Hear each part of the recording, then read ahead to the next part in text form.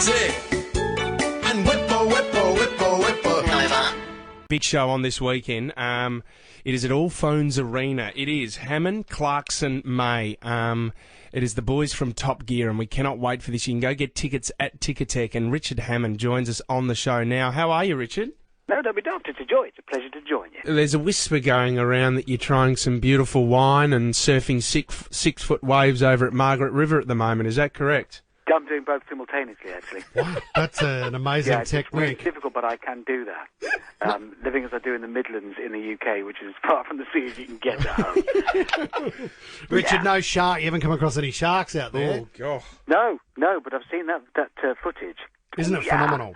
Yeah, I'd have fought it off. You would have fought it off? Yeah, I'd have stayed in the water and I'd have fought it off. You would have pushed. I reckon you would have pushed Clarkson towards the shark. I'd have gone after it. You know what? You guys have done some pretty hairy stuff out in the ocean for Top Gear. Was there anything that you got a bit nervous about, Richard? Ocean-wise, yeah, oddly enough, when we crossed the channel to France from UK in a pickup truck, because everything else we'd made had sunk, is the truth of it, so only Jeremy's craft was the one remaining. It was all right. It was a bit alarming at times, but we got to the French side, and I got thrown off the side, and then the machine, I thought it was going to land on me. Oh, God. Yeah, it was quite unnerving. But no, it was all right, you know. That's the most scary thing about that trip was the two idiots I had on board with me. That's pretty consistent, unfortunately. Yeah. Richard, we need to talk to you because you inspired us to do one thing which, luckily enough, we've still got a world record for, but... Oh, God, I don't... Let me guess. No. Impossible. One of the episodes, I think you visited a man, or I don't know if you built it yourself, but it was a trebuchet. Which actually threw a car. So we built we called it a catapult here. It was primarily a trebuchet though, and we called it the Bob Catapult, who's a politician here. But we ended up throwing a car 76 metres. It was one of the greatest nights of our life, wasn't it, Whip? Well, it was a Beetle too. It was the old V-dub, and I'll tell you what, once this that sounds like great work that you are undertaking on behalf of not just your nation but the world. Thank you. We're all grateful for that. Well, we got half. People have to be leaders and pioneers. People have to stand up and say, I have an idea, and drive it through. And you did that. And I think we are all better for it. Well, the good thing was the budget was mismanaged, and we were halfway through and we realised it was going to cost too much, so we couldn't stop there. So that's why we ended up doing something sensational. Well, even better with an overspend. That makes everything all the more satisfying. Doesn't it? Do you get people coming? I mean, if you go down with some mates to a pub, or if you're in public, do you get a lot of people coming up, Richard, saying, "Oh, I tried that challenge that you guys did driving across Europe in a hatchback. It didn't really go too well." Do a lot of people try to do those challenges? I think so. But often we were just tapping into what people wanted to do. That was one of the charms of what we did, and maybe we'll do again one day.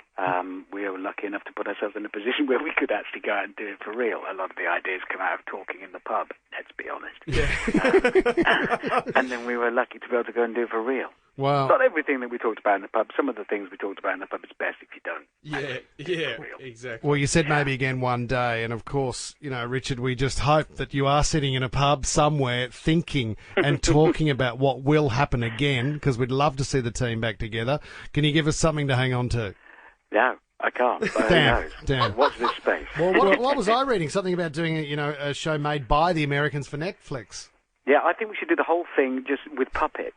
I think that could be the way to do it. But like in the street, just show up in the street. Yeah, you've still got the live show though, and we're very excited. Yeah. All Phones Arena this weekend. Tickets at Ticketek, and it is the team. It's the main team. I mean, Richard, we have on radio in Australia, the rules are we have a dump button here. So if someone does swear on air or we do something wrong, we have 7 seconds to save our skins. Up on stage, I mean, do you have a dump button for Jeremy Clarkson, or do you just keep moving? We have a bolt gun and we keep it close. Broadly similar. No, well, there's more because there's us three. There's Jeremy, James, and me. But then we have Steve, Shane, and Rihanna. So there's 6 of us up there for a lot of the time, because the whole theme of it is because we thought, well, hang on, we've been coming to Australia for years. It's a second home for the show, really. So we need to, let's give them something new. What can we do? And the idea came about, I don't know where from, that we would take them on in a whole series of competitions in cars and call it the Crashes, which is genius. I'm sure you'll agree. Oh, I love it. Genius. It is genius.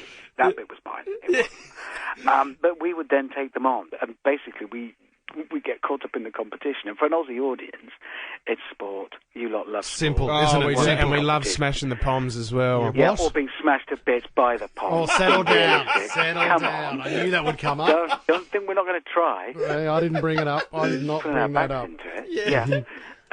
There's quite a lot of... The crowd's quite noisy, and that's good. Yes.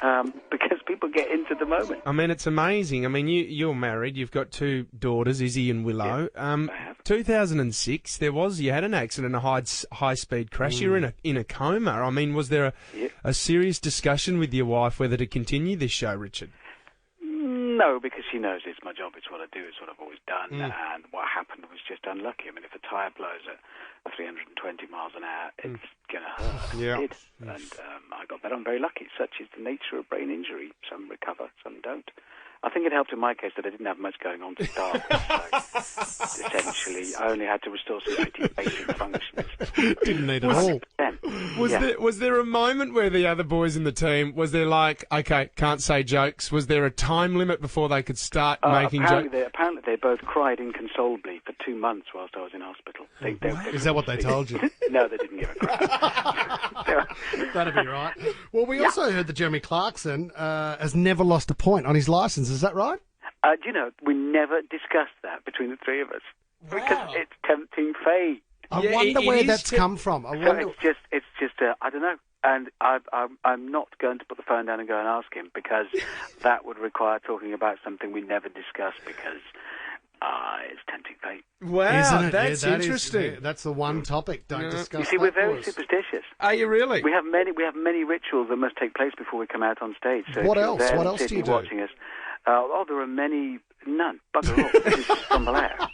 What do you think? We all do a dance before we go out and shake hands. No, we just waddle out onto stage. Jeremy often with a piece of paper in his hand and wires hanging out. Yeah, sure. With his glasses on, and then we brilliant. put it right and tidy ourselves up. No, it sounds like having a tough time, mate. It sounds like a horrible tour.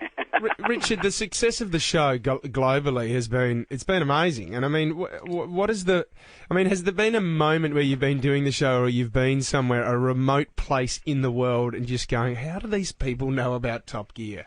Yeah. Where was that? Very much so. Oh, constantly. I mean, we've turned up when we did a special in the Middle East, Syria and all sorts of places, and people there were queuing to see us in the morning when we left the hotel to go off filming. Wow. It was mind-blowing. None of us expected it to do that. None of us expected to be able to jaunt over to the other side of the world, and you are too far away, just so you know.